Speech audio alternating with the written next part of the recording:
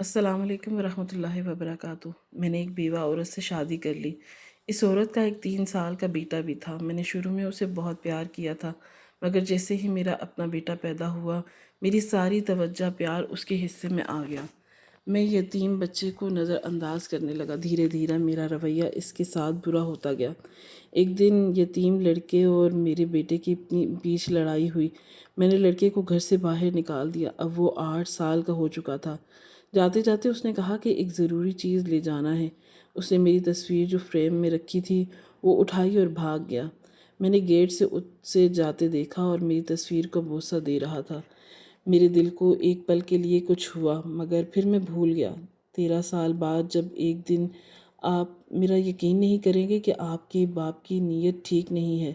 وہ مجھے بری نگاہوں سے دیکھتے ہیں۔ اگر یہ اس گھر میں رہے تو میں اس گھر میں نہیں رہوں گی۔ میں ابھی اسی وقت اپنے میکے چلی جاؤں گی۔ یہ کہتے ہوئے میری بہو ثنا رونے کی اداکاری کرنے لگی۔ میں افسوس کر کے رہ گیا۔ اپنے بیٹے کی طرف دیکھ رہا تھا کہ شاید وہ میرا ساتھ دے اور مجھ پر یقین کرتے ہوئے بیوی کو جھٹلا دے کہ وہ جھوٹ بول رہی ہے، کیونکہ سچ سب کے سامنے تھا۔ میں ایسی کوئی حرکت کر ہی نہیں سکتا تھا۔ جب سے میری بیوی بیمار ہوئی تھی میں سارا دن اس کی خدمت میں لگا رہتا اور ہم دونوں میاں بیوی کمرے سے کم ہی باہر نکلا کرتے تھے، کیونکہ مجھے معلوم تھا کہ میری بہو ہمیں گھر سے نکالنے کے لیے کوئی نہ کوئی ترکیب ضرور لگائے گی اور کوشش کرے گی کہ کسی طرح وہ ہمیں نکال کر ہی دم لے، کیونکہ ہم اس کی عیاشیوں میں رکاوٹ بن رہے تھے۔ ہوش میں تو میں تب آیا جب میرے بیٹے نے غصے سے سامنے رکھی پلیٹ اٹھا لی اور پھر جو کھانا اس کے منہ میں تھا زبردستی اسے نکالتے ہوئے پانی کے 2-4 گھونٹ بھرے اور گلاس نیچے پھینک دیا۔ وہ میری طرف سے غصے سے بڑھ رہا تھا اور اس کے چہرے پر تاثرات ایسے تھے جیسے آج وہ ہم دونوں میاں بیوی کا کام تمام کر دے گا۔ اس کے تاثرات دیکھ کر میں سوچنے لگا کہ وہ واقعی میں میرا نہ سگا بیٹا ہے کیا، لیکن وہ اس چیز کو فراموش کرتے ہوئے بیوی کا غلام ہو کر رہ گیا تھا۔ جیسے اس کی بیوی کہتی وہ ویسے ہی کرتا۔ نہ جانے اس کی آنکھوں میں محبت کی کون سی پٹی بندھی تھی جس نے اس کے سارے رشتے بھلا دیے تھے۔ اپنے بیٹے کو غصے سے اپنی طرف بڑھتا دیکھ کر میرا جسم کانپنے لگا۔ مجھے بہت ڈر محسوس ہو رہا تھا اور میری طرف بڑھ رہا تھا اور اپنے دونوں ہاتھ آگے کرتے ہوئے میرے ہاتھوں کو زبردستی پکڑنا چاہا۔ میں ڈر کے دونوں ہاتھوں سے اپنا چہرہ چھپانے لگا، کیونکہ مجھے لگا تھا کہ وہ یقیناً میرے چہرے پر تھپڑ مارے گا، کیونکہ 1-2 بار پہلے بھی وہ غصے میں اپنی بیوی کے بھڑکانے پر ایسا کر چکا تھا۔ سوائے افسوس کہ ہم کچھ بھی نہیں کر سکتے تھے۔ میں اسے دعائیں دیتا کہ خدا کرے کہ کل کو تمہاری اولاد بھی تمہارے ساتھ ایسا ہی کرے، لیکن میری بیوی ایسا کرنے سے مجھے ٹوکا کرتی۔ وہ کہتی ہم نے جو سہا ہے وہ ہماری اولاد کیوں سہے، اس لیے ایسی دعائیں مت دیا کرو۔ میں کیا کرتا، وہ بیٹا جس کو پالنے میں کوئی کسر نہیں چھوڑی تھی آج وہ ہمارے ساتھ ایسا سلوک کیے ہوئے تھا۔ ہم کسی کو بھی منہ دکھانے کے قابل نہیں رہے تھے۔ محلے والے بھی جانتے تھے کہ ہمارا بیٹا ہمارے ساتھ کیا سلوک کرتا ہے۔ شروع میں تو وہ پوچھا کرتے تھے کہ آپ کے گھر سے جھگڑے کی آوازیں آ رہی تھی، سب خیر تو ہے۔ بعد میں انہوں نے مجھے اس معاملے میں شرمندہ کرنا چھوڑ دیا۔ میرا بیٹا مجھے دونوں بازوؤں سے پکڑ کر گھسیٹتے ہوئے گھر سے نکالنے لگا۔ میں نے اپنے قدم مضبوطی سے زمین پر جما رکھے تھے، لیکن میں بوڑھا کمزور آدمی تھا، کب تک اس کے سامنے ٹک سکتا تھا، اس لیے وہ مجھے گھسیٹتے ہوئے ڈرائنگ روم سے نکالنے میں کامیاب ہو چکا تھا۔ جیسے ہی اس نے مجھے باہر دھکا دیا میں نیچے گر پڑا اور میری ٹانگ نیچے آ گئی۔ مجھے بہت درد محسوس ہو رہا تھا۔ درد کی شدت سے میری آنکھوں سے آنسو نکل رہے تھے۔ آس پاس گھروں میں بھی آوازیں جا رہی تھی، لوگ چھتوں سے جھانک کر دیکھ رہے تھے۔ میرا بیٹا شاید میرے کمرے کے اندر آ گیا اور میری بیوی کو بھی ہاتھوں میں اٹھا کر گھر سے باہر پھینک دیا۔ ہم دونوں اس کا یہ رویہ دیکھ کر حیران تھے کہ کوئی سگا بیٹا بھی ایسے کر سکتا ہے، لیکن ہمارے بلا وجہ کے لاڈ پیار نے اسے اتنا بگاڑ دیا تھا کہ وہ ہماری عزت کرنا بھول گیا تھا۔ محلے والوں نے ہمیں دیکھا اور افسوس کرتے ہوئے اپنے اپنے کاموں میں مصروف ہو گئے۔ یہ تو ہمارے گھر روز کا معمول بن گیا تھا۔ کئی بار محلے کے معزز لوگ ہمارے گھر آئے اور بیٹے کو سمجھانے لگے، مگر میرے بیٹے نے ان کی ایسی بے عزتی کی کہ وہ دوبارہ لوٹے ہی نہیں۔ ہم بھی مجبور تھے، بے بسی کے اس انتہا پر موجود تھے کہ جہاں اپنے حق کے لیے آواز بھی نہیں اٹھا سکتے تھے، مجبوراً ہمیں خاموشی اختیار کرنی پڑی۔ میری ٹانگ میں بہت درد ہو رہا تھا۔ میری بیوی سمجھ نہیں پائی کہ یہ بیٹے کے ہاتھوں کیا کی گئی تذلیل کے آنسو ہیں یا پھر واقعی میں میری ٹانگ میں درد ہو رہا ہے۔ وہ بیمار عورت نہایت ہی کمزور تھی، میرا ہاتھ پکڑ کر مجھے اٹھانے لگی، لیکن وہ مجھے ہلا بھی نہ سکی۔ میں نے اس کے سہارے آہستہ سے اٹھنے کی کوشش کی اور زبردستی کھڑا ہو گیا، حالانکہ میری ٹانگ کا درد مجھے اجازت نہیں دیتا تھا کہ میں کھڑا بھی ہو سکوں، یہاں تک کہ میں اپنی ٹانگ کو سیدھا کر کے نہ سکوں۔ آنسو آنکھوں سے بہہ کر داڑھی میں جذب ہو رہے تھے۔ میری بیوی نے مجھے سہارا دیا اور میں نے اسے، پھر ہم دونوں نے وہ سامان اٹھایا جو میرے بیٹے نے غصے اور بدتمیزی سے باہر پھینکا تھا۔ میری بیوی کی اینک ٹوٹ چکی تھی اور وہ بہت مشکلوں سے ادھر ادھر دیکھ رہی تھی کیونکہ اس کے چشمے کا نمبر بہت بڑھ چکا تھا۔ اس کو اینک کے بغیر کچھ بھی دکھائی نہیں دیتا تھا۔ جب بیٹے نے ہمیں باہر پھینکا تو اس کی اینک نیچے گری اور گرتے ہی ٹوٹ گئی۔ اسے اٹھایا، عقیدت سے آنکھوں سے لگایا اور پھر بوسہ دیتے ہوئے اپنی جیب میں رکھ لیا کہ میں اسے سیٹ کروا کر دوں گا۔ 4 جوڑے جب میں شلوار کسی اور جوڑے کی اور قمیض کسی اور جوڑے کی، وہ بھی میں نے اٹھائے اور بیوی کے ہاتھ میں تھما دیے۔ اسے پکڑ کر میں آہستہ آہستہ چلنے لگا۔ بے شک اسے دکھائی نہیں دے رہا تھا، لیکن وہ سمجھ چکی تھی کہ میری ٹانگ میں درد ہے۔ مجھے معلوم تھا وہ میری سسک سسک کر رونے کی آواز محسوس کر چکی ہے۔ اسے پتہ ہے کہ میں رو رہا ہوں اور میری بیوی تھی، پچھلے 25 سال کا ہمارا ساتھ تھا۔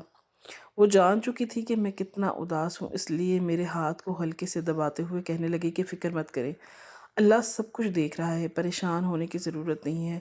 میں نے اس بات میں سر ہلایا۔ مجھے معلوم تھا کہ وہ نہیں دیکھ رہی۔ میں نہیں چاہتا تھا کہ وہ میری آواز سے محسوس کرے کہ میرا لہجہ بھیگا ہوا ہے، اس لیے خاموشی سے گھر سے نکلتے ہوئے مجھے سمجھ میں آیا کہ ہم کس طرف جائیں۔ ریٹائرمنٹ کے بعد تو میرا کسی سے رابطہ بھی نہیں، اکثر دوست وفات پا چکے تھے، ان سب میں ایک بد نصیب تھا جو ابھی تک زندہ تھا۔ میں لڑکھڑا کر چل رہا تھا، اسی وجہ سے میری بیوی بھی ویسے ہی چل رہی تھی۔ ہم دونوں چلتے چلتے سڑک پر آ گئے۔ بہت سے رکشے والے وہاں ہمارے پاس آئے، پوچھنے لگے کہ کہاں جانا ہے۔ میں نے سب کو منع کر دیا، میرے پاس کرائے کے پیسے نہیں تھے، کیسے رکشے پر چڑھ جاتا۔ سامنے ہی ایک ہوٹل بھی موجود تھا، شدید بھوک لگ رہی تھی۔ میں نے 2 دن سے کچھ بھی نہیں کھایا تھا، بیوی کو لیے اس ہوٹل میں آ گیا۔ وہ ہوٹل ایک ڈھابا نما، وہاں پر 4 پائیاں بچھی ہوئی تھی۔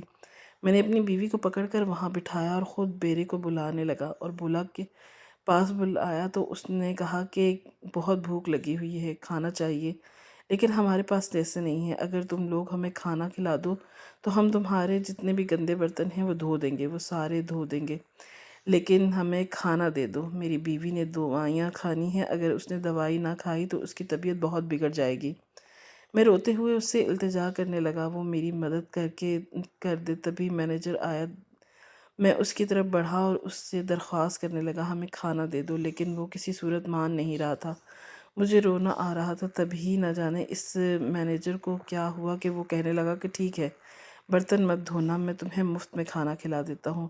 یہ کہتے ہوئے وہ چلا گیا۔ ہم دونوں میاں بیوی شرم سے سر جھکائے بیٹھے تھے، تو اپنے بیٹے کی اس رویے سے بہت دکھی، تو آنسو رکنے کا نام ہی نہیں لے رہے تھے۔ اس کے بچپن سے لے کر اس کی جوانی تک کے سارے منظر میری آنکھوں میں گھوم رہے تھے۔ جب میں نے اسے چلنا سکھایا تھا، پہلی بار جب مجھے ہارٹ اٹیک آیا تھا، تب وہ کتنا پریشان ہو گیا تھا، روتے ہوئے کہنے لگا تھا کہ ابا جان مجھے کبھی مت چھوڑ کے جائیے گا، آپ کے بغیر آپ کا یہ بیٹا اسد کچھ بھی نہیں ہے۔ اور آج وہ اتنا بڑا ہو گیا تھا کہ میرے ہونے سے ہی اس سے سارے مسائل تھے۔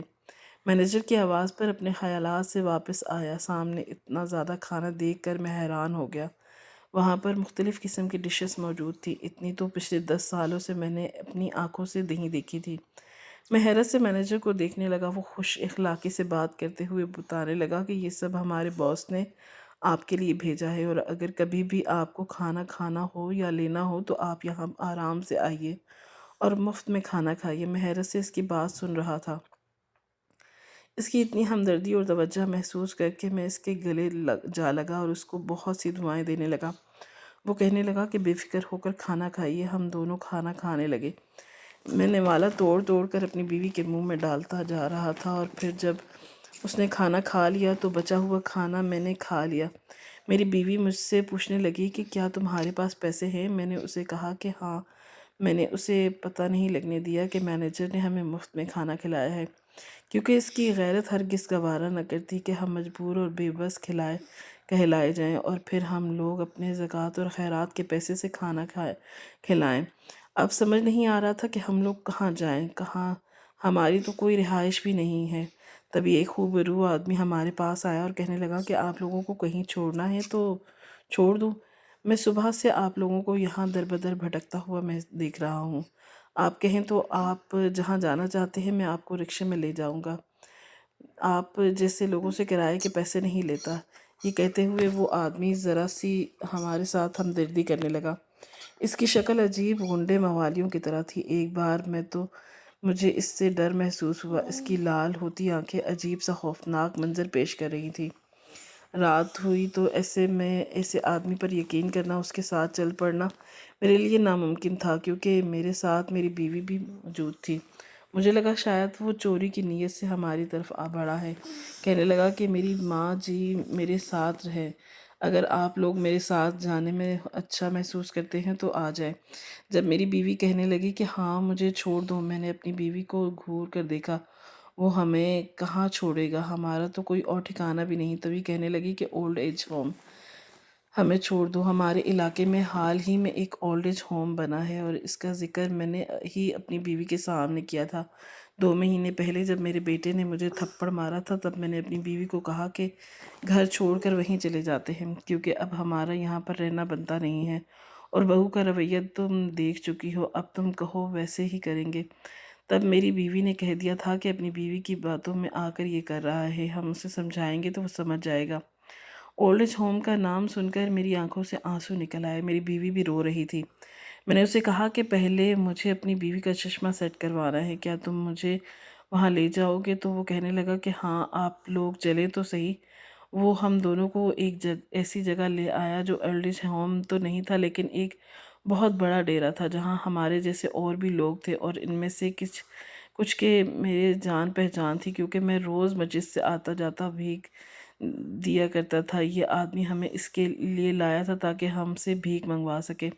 میں نے بیوی کے کان میں سرگوشی کی تو وہ آدمی سمجھ گیا، سب کچھ پتہ چلا، اس لیے اس نے مجھے مردوں والے حال میں بھیج دیا اور میری بیوی کو عورتوں والے حال میں بھیج دیا۔ کیونکہ میری بیوی حقیقت سے ناآشنا تھی تو وہ سمجھ رہی تھی کہ ہم اولڈ ایج ہوم پہنچ چکے ہیں، جبکہ وہ گھٹیا انسان تو ہم سے بھیک منگوانے کی سازش کر رہا تھا۔ اگلے دن وہی ہوا جس کا مجھے ڈر تھا۔ اس نے مجھے اور میری بیوی کو ایک رش والی جگہ پر بٹھا دیا، ہمیں مجبور کرنے لگا کہ ہم لوگ بھیک مانگیں۔ میں نے اس کے سامنے یہ تو کہہ دیا کہ ہم تو بھیک مانگ کر دیں گے، لیکن تم ہمیں بس رہائش دے دینا، 2 وقت کا کھانا بھی دے دینا۔ تھوڑا دور جا کر کھڑا ہو گیا، تبھی جب ہم لوگ سڑک پر بیٹھے ہوئے تھے اور میں نے ہاتھ پھیلانے سے انکار کر دیا، وہ آدمی دور سے کھڑا مجھے غصے سے گھور رہا تھا اور زبردستی کر رہا تھا کہ بھیک مانگو۔ تبھی ایک مرسیڈیز ہمارے سامنے آ کر رکی۔ مجھے لگا کہ وہ ہمیں بھیک دینے آ رہے ہیں۔ میرے چہرے پر تھوڑی سی خوشی تھی، کیونکہ اس طرح اگر ہمیں بھیک مل جائے گی تو وہ آدمی نہ تو ہمارا کھانا بند کرے گا اور نہ ہی ہمیں مارے گا۔ موجود بوڑھے آدمیوں نے مجھے بتایا کہ اگر ہم زیادہ بھیک تو یہ آدمی ہمیں مارتا ہے اور کھانا بھی نہیں دیتا، مجبور ہو کر رہنا پڑتا ہے۔ اب مجھے محسوس ہو رہا تھا کہ شاید ہماری زندگی یہیں کٹے گی اور پھر وہی سڑکوں پر بھیک مانگیں گے۔ آنسو میری آنکھوں سے بہہ رہے تھے۔ شاید کار والا بھی ہماری وسیع پر محسوس کر رہا تھا، اس لیے پیسے دینے کے لیے بڑھ رہا تھا۔ وہ میرے قریب آیا اور مجھے بازو سے پکڑ کر اٹھایا۔ ایک پل کے لیے تو میں ڈر گیا، کیونکہ میرے بیٹے نے بھی مجھے ایسے ہی پکڑ کر گھر سے نکالا تھا۔ کہا آپ لوگ یہاں کیا کر رہے ہیں؟ میں نے ہمیشہ آپ لوگوں کی تلاش کرنے کی کوشش کی تھی، لیکن آپ کا بیٹا اتنا کامیاب ہونے کے باوجود بھی آپ کو ڈھونڈنے میں ناکام رہا۔ لیکن آپ لوگ یقین کریں میں آپ لوگوں سے غافل نہیں رہا، میں نے ہر ممکن کوشش کی تھی کہ میں آپ لوگوں کا خیال رکھوں۔ آپ لوگوں نے جو یہ 3-4 دن اذیت میں گزارے ہیں، میں اس کے لیے معافی مانگتا ہوں۔ وہ انجان آدمی یہ کہتے ہوئے رونے لگا۔ اس نے میرے ہاتھوں پر بوسہ دیا اور مجھے زبردستی گلے سے لگا لیا۔ میں اسے حیرت سے دیکھ رہا تھا۔ میری بیوی بھی آواز سن کر چونک گئی اور میرا ہاتھ پکڑ کر کھڑے ہو گئے، کہنے لگی کہیں یہ رکشے والے کی طرح ہمیں دھوکہ تو نہیں دے گا۔ لیکن میرا بیٹا سفیان نفی میں سر ہلانے لگا۔ اس نے کی صورت مجھے دیکھی لگ رہی تھی، لیکن یاد نہیں آ رہا تھا کہ میں نے اسے کہاں دیکھا ہے۔ سفیان میرا ستیلا بیٹا تھا جس سے میں نے دھکے دے کر گھر سے باہر نکالا تھا۔ اس پر جھوٹا چوری کا الزام لگایا تھا۔ میری بیوی یہ نہیں جانتی تھی کہ دراصل میں نے اپنے دوست کے مر جانے کے بعد اس کی بیوہ سے شادی کر لی تھی۔ میرے دوست کا ایک بیٹا بھی تھا۔ شروع میں تو میں نے اس پر خوب شفقت نچھاور کی، اس کے ناز نخرے اٹھائے، اس کو پڑھایا لکھایا، اور بیٹا کم اور اچھا دوست تھا میرا۔ جب میرا اپنا بیٹا پیدا ہوا تو میرا رویہ اس کے ساتھ بدلنے لگا۔ اکثر اس پر ہاتھ اٹھاتا، مجھے وہ زہر کی طرح لگتا۔ اسے اپنے گھر میں نہیں رہنا دیکھنا چاہتا تھا۔ جو یہ کہتے نہ تھکتے تھے کہ اپنی بیوی کے بچے کو پال رہا ہے، اس کی بیوی تو یہ بچہ جہیز میں لائی تھی۔ وہ میری بیوی کے کردار پر انگلی اٹھاتے تو میں تڑپ کر رہ جاتا اور گھر آ کر اس پر غصہ نکالتا۔ کاروبار میں نقصان ہوا، پھر جاب دیر سے ملی، اس کا غصہ بھی میں نے اس کے بیٹے پر نکالا اور چوری کا الزام لگا کر گھر سے باہر نکال دیا۔ جب وہ بھاگتے ہوئے جا رہا تھا تو میں نے دیکھا کہ اس کے ہاتھ میں میری فریم کی گئی فوٹو تھی۔ میں چاروں اکٹھے بیٹھے ہوئے تھے۔ میرا چھوٹا بیٹا جس کا عقیقہ ہوا تھا، ہم نے وہ تصویر بنائی تھی اور اس تصویر کو بوسہ دیتے ہوئے جا رہا تھا۔ مجھے دروازے پر کھڑا دیکھ کر وہ مڑ مڑ کر دیکھ رہا تھا۔ شاید اسے امید تھی کہ میں ہر بار کی طرح اسے مار کر پھر اسے معافی مانگ لوں گا، لیکن اس بار ایسا کچھ نہیں ہوا۔ میں نے اسے جانے دیا۔ 13 سال بعد آج اس بیٹے کو اپنے سامنے دیکھ کر میری آنکھوں میں سے آنسو آ گئے اور پھر میں نے روتے ہوئے اسے دوبارہ سے گلے لگا لیا۔ میری بیوی کے کان میں نے بتایا کہ سفیان ہے۔ سفیان کا نام سن کر وہ چونک گئی، کیونکہ اس کے جانے کے بعد وہ ساری رات رویا کرتی تھی اور ایک فرما بردار بیوی تھی۔ اس نے آج تک مجھ سے یہ شکایت نہیں کی تھی کہ میں نے اس کے بیٹے کو گھر سے کیوں نکالا۔ اسی فرما برداری میں نے ماں کی محبت کو سائیڈ پر رکھا اور جب بیٹے کو سامنے دیکھا تو ہوا میں ہاتھ مارتے ہوئے اسے تلاش کرنے کی کوشش کرنے لگی۔ جب اس کی وجود سے میری بیوی کا ہاتھ ٹچ ہوا تو وہ آگے بڑھا اور زور سے روتے ہوئے سفیان کے گلے لگ گئی۔ دور سے وہ آدمی یہ منظر دیکھ رہا تھا، بھاگتے ہوئے آیا اور کہنے لگا کہ یہ سب کیا ہو رہا ہے؟ تم نے میرے ماں باپ کو ہاتھ کیسے لگایا؟ وہ سفیان کے ہاتھ پکڑ کر اسے دھکا دیتے ہوئے کہنے لگا۔ اسے دیکھ کر سفیان بھی غصے میں آ گیا۔ وہ کہنے لگا کہ کون سے ماں باپ؟ تم اسد ہو کیا؟ اس نے نفی میں سر ہلایا۔ تبھی اس نے 2-4 مکے اس غنڈے کے منہ پر جڑ دیے۔ غنڈا یہ دیکھ کر اور زیادہ طیش میں آ گیا اور لڑنے لگا۔ تبھی بھیڑ بڑھ گئی اور پولیس آ گئی۔ میرے بیٹے کے اشارے پر پولیس نے اسے گرفتار کر لیا اور بغیر پوچھ گچھ کیے اسے لے گئی۔ میں اپنے بیٹے سے شرمندہ تھا۔ کیسے اس کا سامنا کرتا؟ میں جانتا تھا کہ وہ بے قصور تھا، تبھی اس کے ساتھ ایسا رویہ رکھا تھا۔ اس بات کا مجھے حد سے زیادہ دکھ تھا۔ میں اس سے نظریں نہیں ملا پا رہا تھا۔ تبھی میں کہنے لگا کہ ہم تمہارے ساتھ نہیں جائیں گے۔ میں نے 13 سال پہلے تمہارے ساتھ بہت برا کیا تھا اور تم جانتے بھی تھے کہ تم بے بنیاد الزام لگایا گیا ہے۔ اب میں کیسے تم سے نظریں ملاؤں گا یا کیسے تمہارے گھر میں رہوں گا؟ تمہارے ساتھ نہیں جاؤں گا۔ یہ کہتے ہوئے میں آگے بڑھ گیا۔ میری بیوی بھی مجھے جاتا دیکھ کر میرے پیچھے آنے لگی۔ تبھی وہ کہنے لگا کہ ابا، جس دن آپ نے مجھ پر الزام لگایا تھا میں نے تو اسی وقت آپ کو معاف کر دیا تھا۔ میں آپ کے پیر پڑتا ہوں، مجھے اس طرح سے انکار مت کیجیے۔ میرے ساتھ میرے گھر چلیے۔ اگر وہاں جا کر آپ کو ذرا سی بھی تکلیف ہو تو اس وقت مجھے پھانسی پر چڑھا دیجیے گا، لیکن اپنی خدمت کا موقع مجھے دیں۔ مجھے وہ جنت خرید لینے دیجیے جو دنیا میں ہی مل جاتی ہے۔ یہ کہتے ہوئے وہ روتے ہوئے میرے ساتھ ہاتھ باندھ کر کھڑا ہو گیا۔ اس نے ہاتھ جوڑ لیے اور ہم دونوں کی طرف امید سے دیکھنے لگا۔ پہلے بیٹے کا لگایا ہوا زخم ابھی ہرا تھا، اس لیے میں اس پر یقین نہیں کر پا رہا تھا۔ ابھی ہم دونوں سوچوں میں گھرے کھڑے تھے اور جب ہمارے قدموں میں بیٹھ گیا، سارے ارد گرد کے لوگ بھی ہمیں غور سے دیکھ رہے تھے۔ تب کچھ لوگوں نے تو موبائل میں ویڈیو بنانا شروع کر دیا۔ میں نے اپنے بیٹے کو کندھوں سے پکڑ کر اٹھایا اور پھر اس سے کہنے لگا کہ ٹھیک ہے، ہم تمہارے ساتھ چلنے کو تیار ہیں۔ تبھی ہم دونوں اس کی گاڑی میں بیٹھ کے، جہاں پہ اس سے اے سی چل رہا تھا، شدید تپش میں رہنے کے بعد جب ہم اے سی میں بیٹھے، جیسے ایسا معلوم ہوا کہ جیسے جنت میں آ گئے ہوں۔ بہت سکون مل رہا تھا۔ چشمہ نکالا اور بیٹے کو تھما دیا کہ تمہاری ماں کے بغیر دیکھنے کے قابل نہیں، اسے جڑوا کر دے دو، جیسے ہی آپ کہیں گے ویسے ہوگا۔ تبھی اس نے گاڑی روکی، اس کا ڈرائیور گیا اور چشمہ سیٹ کروا کر لے آیا۔ میں نے وہ چشمہ بیوی کو پہنایا تو اس کو سب کچھ دکھنے لگا۔ بیٹے کو محبت سے دیکھنے لگی۔ میں بہت افسوس میں گھر چکا تھا۔ ان دونوں ماں بیٹے کو الگ کرنے کی وجہ میں ہی تھا۔ کاش میں ایسا نہ کرتا۔ وہ دو بیٹھنے کی وجہ سے اونچی آواز میں باتیں کر رہے تھے۔ ماں کا بس نہیں چل رہا تھا کہ بیٹے کو سینے سے لگا کر بیٹھی رہے۔ جب وہ گھر سے نکلا تو 16 سال کا لاابالی بچہ تھا، اب وہ 13 سال بعد 29 سال کا ہو چکا تھا۔ نین نکوش اور اس کی جسامت بالکل اسی کے باپ کی طرح تھی۔ آج مجھے ایسا محسوس ہو رہا تھا کہ جیسے اپنے دوست زہیب کو دیکھ رہا ہوں۔ میں نے دل سے شرمندہ ہو رہا تھا اور میں اپنے دوست کو دیا ہوا وعدہ نبھا نہیں پایا، بیٹے کو یوں سڑکوں پر رلنے کے لیے چھوڑ دیا۔ تبھی نہ جانے اس نے کیسے میری سوچ پڑھ لی اور کہنے لگا کہ آپ مجھے گھر سے نہ نکالتے تو میں اتنا بڑا آدمی کیسے بنتا۔ یہ کہہ کر وہ خوش اخلاقی سے میرے ہاتھ تھام چکا تھا اور کہنے لگا کہ آپ کو کچھ بھی سوچنے کی ضرورت نہیں ہے، بس آپ سارا دن آرام کیا کریں گے، گارڈن میں واک کرنا، میری بیوی آپ دونوں کا بہت خیال رکھے گی۔ اس نے ذرا سی بھی کوتاہی کی تو فوراً مجھے بتا دیجیے گا۔ میرا ڈرائیور شہاب ہمیشہ آپ کے ساتھ رہے گا، کوئی بھی کام ہو اور ذرا سی بھی آواز سے دے دیجیے گا۔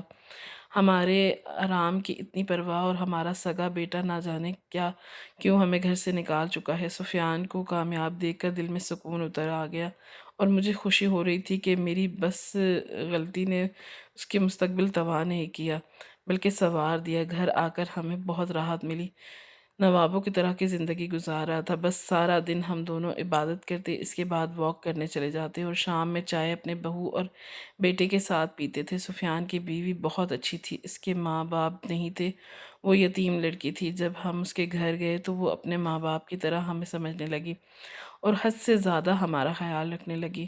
شہاب کی ذرا سی کوتاہی پر وہ اس کو ڈانٹ دیتا تھا کہ ایک بار تو اس نے مجھے لیٹ دوائی دی تو میری بہو سفینہ نے اسے خوب ڈانٹا اور نوکری سے نکالنے کی دھمکی تک دے ڈالی۔ وہ روتا ہوا میرے پاس آیا، میں نے بہو سے بات کی تو وہ کہنے لگی کہ ابا جی جیسا آپ کہیں گے ویسا ہی ہوگا۔ میں نے اسے نہیں نکالتی نوکری سے، اس کے آنے سے ہماری بیٹی کی جو کمی تھی وہ ختم ہو گئی۔ ہم دونوں بہت خوش تھے، اکثر حسد کو بھلائی کے لیے، اس کے حق میں بہتری کے لیے دعائیں مانگا کرتے تھے۔ گھر آئے ہوئے ہمیں 6 مہینے ہو چکے تھے۔ ہم جس گھر میں رہ رہے تھے وہ اسے سرکاری کی طرف سے نوکری میں ملا تھا۔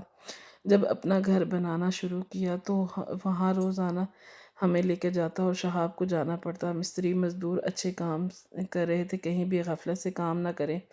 بہت ہی خوبصورت بنگلہ بن کر تیار ہو چکا تھا، اب وہاں پر رنگ و روگن رہنا تھا۔ کہا کہ آپ وہاں پر جا کر ان کی نگرانی کیجئے، میں بھی آتا رہوں گا۔ انہی رنگوں والوں میں سے ایک رنگ کرنے والا میرا بیٹا اسد تھا۔ اس کی حالت دیکھ کر میں حیران رہ گیا تھا۔ آدھے سے زیادہ بال جھڑ چکے تھے، چہرے پر صدیوں کی تھکاوٹ تھی، اس کا برا حال تھا، کپڑوں پر جگہ جگہ رنگ لگا ہوا تھا۔ اس کو دیکھ کر میرا کلیجہ کٹ کر رہ گیا۔ جس سے نازوں سے پالا تھا آج وہ اتنی اونچائی پر کھڑا رنگ کر رہا تھا۔ مجھے شاید یاد آیا بچپن سے اونچائی سے بہت ڈر لگتا تھا۔ اپنے گھر میں 2 منزلہ مکان نہیں بنوایا تھا کہ میں نے اس کے پاس گیا، مجھے وہاں دیکھ کر وہ چونک گیا اور روتے ہوئے میرے گلے لگ گیا۔ کہنے لگا کہ بابا مجھے معاف کر دیجئے، یہ آپ سے بدتمیزی اور آپ کو ذلیل رسوا کرنے کا نتیجہ ہے کہ آج میں اس حالت میں پہنچ گیا ہوں کہ میرے پاس 2 وقت کی روٹی کے لیے بھی پیسے نہیں ہیں۔ یہاں کیا کر رہے ہیں وہ تو تمہاری بیوی کہاں ہے اور ان سب کو کیا ہوا؟ کہنے لگا کہ میری بیوی نے دھوکے سے سب کچھ اپنے نام کروا لیا اور پھر سے جس سے وہ شادی کر رہی تھی، اس سے پیار کرتی تھی، اس سے شادی کر لی۔ میں غلط تھا، میری بیوی نے مجھے ورگلایا تھا، غلط وہ اس نے الزام آپ لوگوں پر لگا دیا تھا اور میرے پیچھے اپنے اسی یار سے ملا کرتی تھی۔ مجھے تو اپنے گھر میں بھنک تک نہیں پڑی تھی اس نے مجھے سڑک پر لا کر رکھ دیا۔ ابا جی مجھے معاف کر دیجئے، مجھے الفاظ مل رہے تھے تو اس قابل بھی نہیں تھا کہ آپ سے معافی مانگ سکوں۔ یہ کہہ کر وہ رونے لگا۔ تمام مستری اور مزدور ہمیں دیکھنے لگے۔ شہاب بھی آ چکا تھا، اس کے پیچھے سفیان بھی موجود تھا۔ تبھی سفیان آگے بڑھا اور کہنے لگا کہ بچپن میں ہم دونوں بہت لڑا کرتے تھے۔ آج میں تم سے درخواست کرتا ہوں کہ پرانی لڑائیوں کو بھلا کر ہم پھر سے ایک خاندان کی طرح زندگی گزاریں گے۔ میں باپ نہیں بن سکتا اور تمہارے پاس یہ سب سفیان کی وجہ سے ہو رہا تھا کہ ایک بکھرا ہوا خاندان پھر سے ایک ہونے جا رہا تھا۔ کئی بار ہمیں اسد کو سمجھانے کی دوسری شادی کر لو، لیکن وہ نہیں مانا۔ اس کے لیے ایک دھوکہ ہی کافی تھا۔ وہ بہت نادم تھا، مجھ سے بار بار معافیاں مانگتا تھا۔ ایک دن وہ احساس ہویا کہ پھر جاگ ہی نہ سکا۔ گھر میں سوگواری چھا گئی، صفِ ماتم بچ گئی۔ میری بیوی بیٹے کو دیکھ کر روتی رہتی۔ جب جنازے کا وقت آیا تو اس دار فانی سے کوچ کر گیا، کیونکہ وہ اپنے بیٹے کی جدائی برداشت نہیں کر سکی۔ پچھلے 2 سال 6 مہینے سے اس کے بیٹے کی جدائی نے توڑ کر رکھ دیا تھا۔ وہ بے وفا نہیں تھی، لیکن اس بھری دنیا میں اکیلا چھوڑ کر جا چکی تھی۔ ایک دن میری طبیعت بہت خراب تھی۔ میں نے اپنے بیٹے سفیان کو بلایا، اسے درخواست کی ان کے بھائی کے یتیم بچوں پر شفقت رکھنا اور کبھی بھی ان سے بے رحمی سے پیش نہ آنا۔ تمہارے ساتھ یہی ہوا جو میرے ساتھ ہو رہا ہے۔ میں نے تمہارے ساتھ کیا اس کا بدلہ مجھے مل رہا ہے۔ میں تم سے درخواست کرتا ہوں کہ ایسا کبھی مت کرنا۔ آپ نے یہ کیسے کہہ دیا کہ یہ میرے بھائی کے بچے ہیں؟ یہ میرے اپنے بچے ہیں۔ اس لیے میرا علاج کروایا، میں پہلے سے بہتر ہو گیا۔ میرے پوتے میرا خوب خیال رکھتے۔ بہو نے بھی خدمت میں کوئی کسر نہیں چھوڑی۔ بیٹا بھی رات کو واک پر لے جاتا۔ زندگی سکون سے گزر رہی تھی، اور بیوی اور جہان بیٹے کی بہت یاد آتی تھی۔ لیکن اب مجھے صرف موت کا انتظار ہے کہ کب میں اپنے خالق حقیقی سے جا ملوں اور اپنی جان بوجھ کر کیے گئے گناہوں سے نجات پا سکوں۔ ہماری آج کی یہ کہانی آپ کو کیسے لگی؟ اپنی رائے کا اظہار کامنٹ باکس میں ضرور کیجیے گا۔ مزید اس طرح کی سبق آموز کہانیوں کو سننے کے لیے ہماری ویڈیوز کو لائک کریں، شیئر کریں اور ہمارے چینل کو سبسکرائب کریں۔ شکریہ۔